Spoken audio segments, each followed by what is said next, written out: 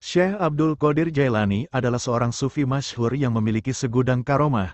Ia juga bergelar Sultanul Aulia atau raja dari seluruh para wali. Salah satu kisah karomahnya adalah tatkala ia bertarung melawan setan, iblis dan hawa nafsu. Syekh Abdul Qadir Jailani pernah bermukim sendirian di kawasan Gersang. Setiap hari dan setiap malam setan-setan mendatanginya dengan berbaris dalam wujud manusia jadi-jadian. Para setan tersebut membawa berbagai macam senjata serta memikul berbagai benda yang berbunyi sangat keras. Mereka terlibat perkelahian dengan Syekh Abdul Qadir Jailani dan melemparinya dengan bola api.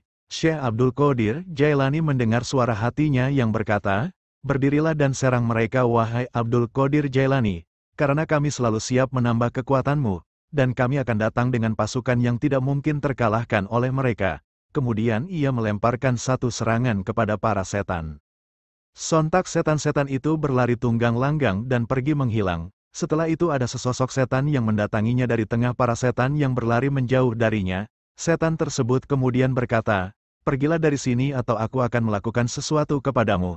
Setan tersebut memperingatkan Syekh Abdul Qadir Jailani terkait akibat yang akan diterimanya jika tidak meninggalkan wilayah tersebut. Kemudian Syekh Abdul Qadir Jailani menamparnya dengan tangan dan membuat setan itu berlari menjauhinya.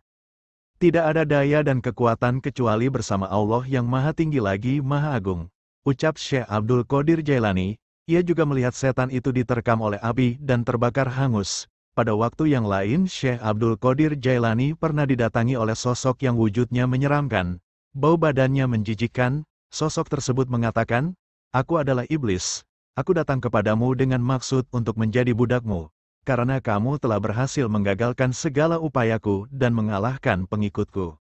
Syekh Abdul Qadir Jailani lantas meminta iblis tersebut pergi. Ia mengatakan bahwa sama sekali tak percaya pada iblis tersebut.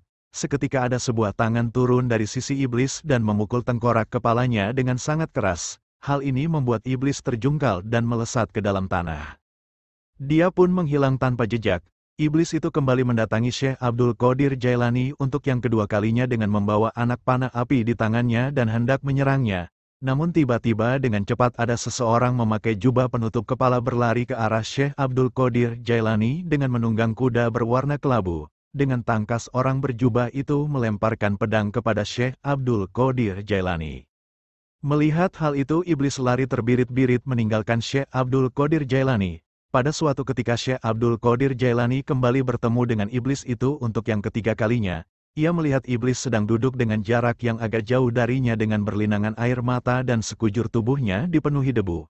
Iblis itu berkata, "Aku sungguh telah putus asa menghadapi orang sepertimu, wahai Abdul Qadir Jailani."